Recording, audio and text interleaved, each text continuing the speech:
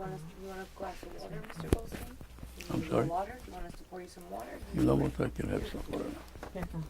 So I start from here? No. Okay. We're just going to go back. I just want to ask you a few questions about how long were you in the cemetery for? How long were you Did you hide About in a the year. cemetery? Okay. No, we didn't hide. We lived with my uncle. At that time, you know, it was the Germans let us live there. Okay, like this? Wait, I think I hear something. Is that normal? Like,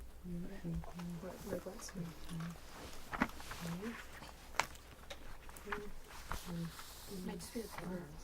Yeah, it's because over here there was Okay. paper and coffee. Do I need this paper here? Yeah. No. Okay. Where did you go? Okay. Where is it? Okay. Where did you go? Okay. And then we're gonna. Okay. Just make sure that. Okay. When you left uncle's. Okay. Were we able to get there? Then you're gonna go through. You're gonna start with your name. How long did you live with your uncle? How were you able to So get this is through? the one I'm starting with? First, you're going to say your name, then you're going Okay. to go number 2. Then I want you to go over here. Did you know what was going on with the rest of the world? Can you like put out like a mark? Let me do over here. Okay. Did you know what was going on in the rest of the world? And then after that, where do I go? I'm so tired. We were sitting so well. Scared. By the way. Okay. And then going 1, 2. Then this is going to be 3. Mm-hmm. This is going to be number Oh, 4, so- and this is going to be number 5. Okay. Okay. And then what do I do after this? And then you're going to go over here. Can you describe number 38? Okay. Okay? Okay, we're Ready? ready. Hi, my name is Okay. Rachel Wait, Gadanian. you have to talk much louder. Okay. Much Wait, I louder. hear something. Oh, wait. Might just be the. Is it okay? Wait, do you hear that? Can you hear that?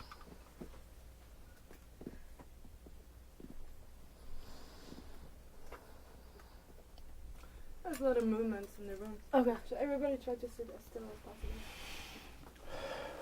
Okay. Hi, my name is Rachel Gadanian. Okay. How long did you live with your uncle? How long? How long did you live with your uncle? A little over a year. We lived in his house, my uncle and my aunt. Were you able to have food? We had food. Yes, we had food. Actually, we have never missing food for the whole war. We had everything to eat. Not like some people in concentration camps, they were dying of hunger. We had plenty of food. Did you know what was going on in the rest of the world? When you were at your uncle's house, did you know what was going on in the world? Not really. No. Considering I was by now I was 7 years old, but still had very little knowledge. Were your parents scared?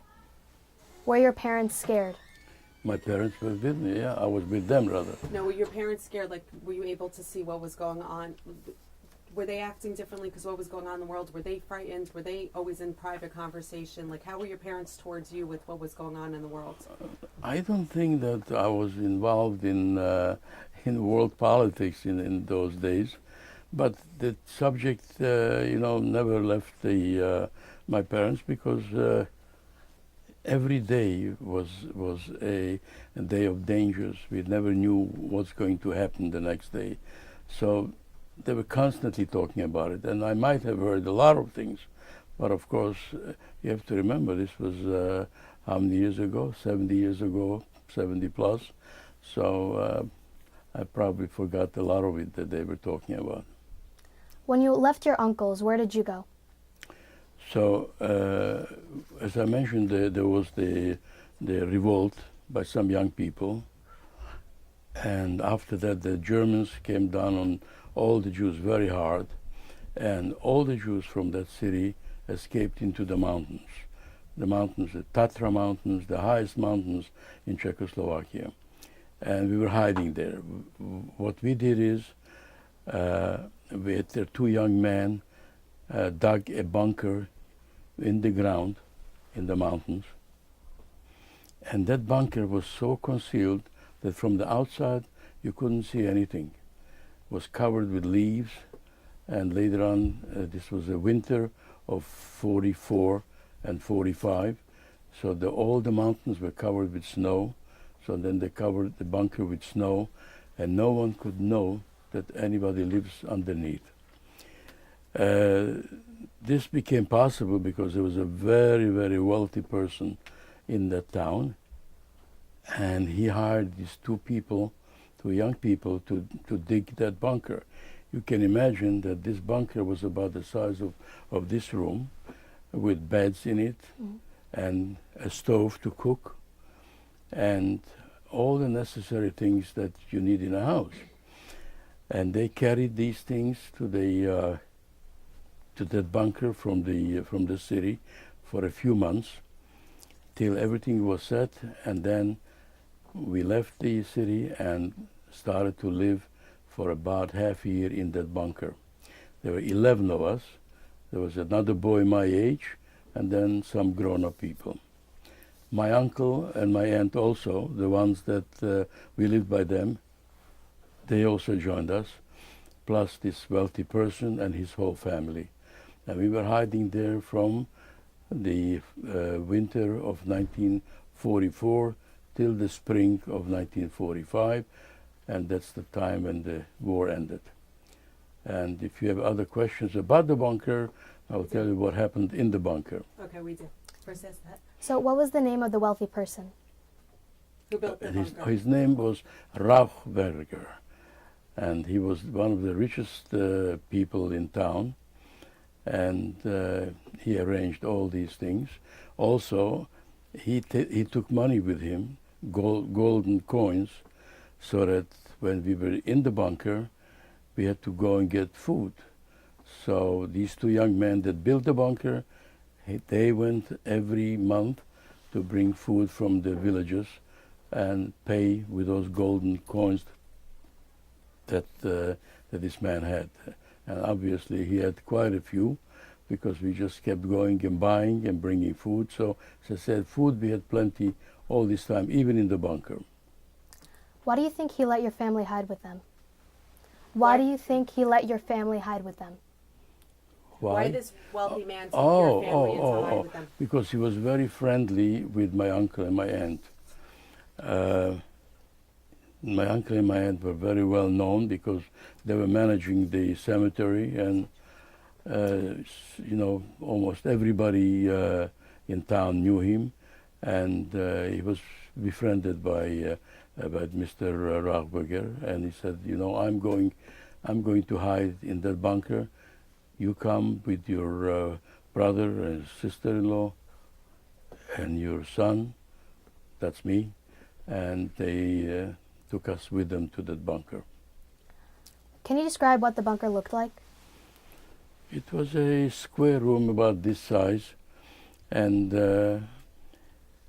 we did not go out of a bunker during the day, only at night, when we had to go out.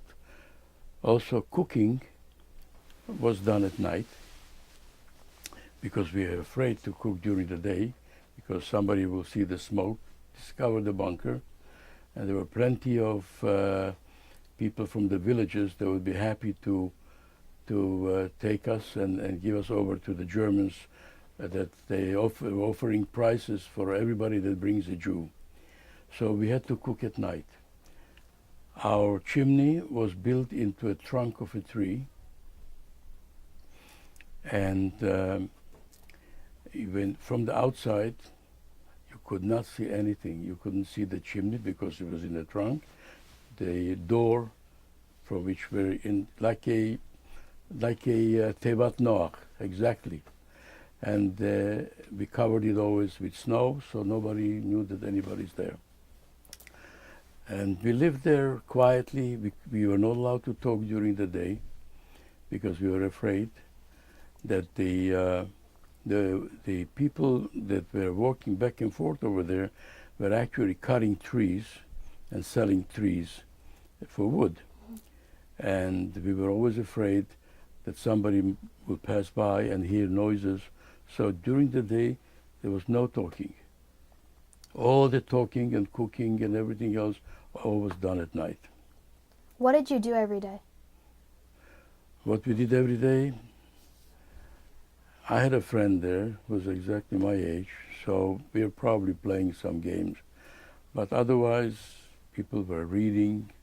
There was not much really to do. Just waiting for something to happen. Did you feel safe in the bunker? Up to a point, yes. We felt safe because it was built in such a way that really nobody could discover that bunker until one day it was discovered. And should I tell it to you No, about now? we're still gonna go on Okay. the bunker, and then we're gonna Okay. Were you affected by the weather? in the bunker. Like if it was snowing outside in the where Oh, I was. the snow was every day was snowing nonstop, and we had no problem because it was in the ground, so it was we heated the bunker at night, and we had a oven that was heating the place. It was a small place, so it wasn't so hard to heat it up, and we had very good comfortable beds, so that we were just bored because there was really not much to do in that bunker. Who brought you the food to the bunker? The bunker, the two men that went every month to the village, they went and they brought a lot of food. Of course, none of it was kosher. We ate whatever we could get, except my mother, Allah Shalom. She never touched any meat of any kind during this whole time that we were there. What was your friend's name? My friend's name, In the bunker. In the bunker. You said there was a kid who was your age. What was his name? I tell you frankly, I don't remember. You don't remember. Okay. Did you meet any partisans while you were hiding? Any? Partisans. While you were hiding. Yeah, well, now I'm telling you about the fact that we were discovered, first of all. Wait, before you do that, just one other question, then we're gonna get there. Did you know when it was Shabbos or Jewish holidays? Oh, yeah, sure. We knew everything. We had the calendar. We knew, and we kept Shabbat and holidays also. You were able There to are keep the there are not many holidays in those times because we went into the bunker after the holidays, and we came out in May, so we probably skipped Pesach, with matzot and everything. We didn't have anything like that because the war ended in May, and probably by that time it was already after Pesach. When you were in the bunker, how did you know when the days of the week it was? How did you know when it was Oh, Shabbos? we kept track. Also, don't forget these two men were going back and forth, and they knew exactly which date they are, and also we knew. Yeah. And also the two men who were bringing you food, were they part of your group in the bunker? Absolutely, yeah, sure. So how did they get out and how did they... They went at night. They went out at night, and they went to the villages, bought the food on knapsacks, and brought it up to the bunker. But who would give them, like non-Jewish people were giving them the food? Oh, They're buying from non-Jewish They were buying, of course, they were buying from peasants. from peasants. Sure, they're small villages, and they were very happy to sell them. And they never got caught. No. That's pretty amazing. How long were you in the bunker for? About half a year. And what happened next? Well, next what happens was that while they are sliding those trees from the mountains down to a river, one of the big logs hit our chimney. And when it hit the chimney, the log stopped, of course. And the villagers came to see why the log is not moving. And as soon as they came closer, they saw that the chimney is in an angle. So they gave one more move to the chimney fell down, and they saw a hole inside. Okay, we're going to stop there. We're going to switch there with what happens next. It was great. Thank you. I'm sorry. It's kind of No, really hard. don't worry about it. I wasn't No, it's interested. fine. He's This cleared it is for us. kind of what happened. Just no, Is that things aren't clear, but you're No, there's correct. another Thank machine in you. another office. I'll do it. It's fine. I have to call in for something. Milk Good. or sugar? What do you want? Black? Drop of sugar and milk. Drop of sugar Thank and you. milk. Thank You okay? very much. You're doing terrific. That's all. So did you ever come in contact with the partisans? Sure. I'm gonna ask we're you- getting to it. Yeah. Oh, now once your bunker is discovered, that's when. Yeah. Well, but before that, we were going through difficult times when we were discovered by the villagers. Okay, so we're gonna get to that. Okay. So who discovered you? The Nazis? Nazis discovered you in the. No, villagers. Okay. Which one are we up to? You're not going according to this right now. It's I'm gonna ask you to keep your hair like this, okay? Just because of the microphone. Because every little Yeah. hair that touches this, it will make a lot of noise. You can just keep the cord like this.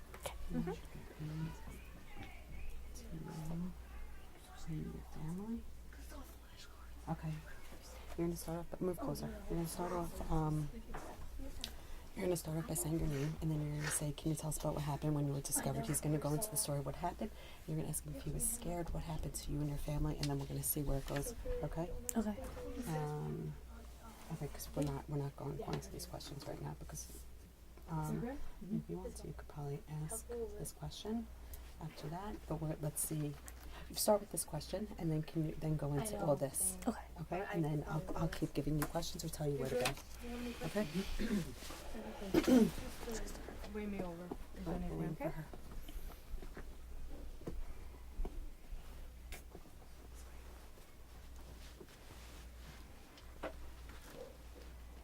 Hi, I'm Hannah Bawazis. Bring it up much louder. Okay. Much Yeah, louder. because I can't hear so.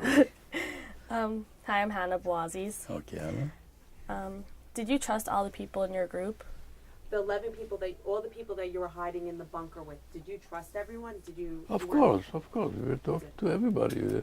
In such a small place, there's no way you can avoid to talk to people, because when you're sitting there for so many hours, you absolutely have to talk to people.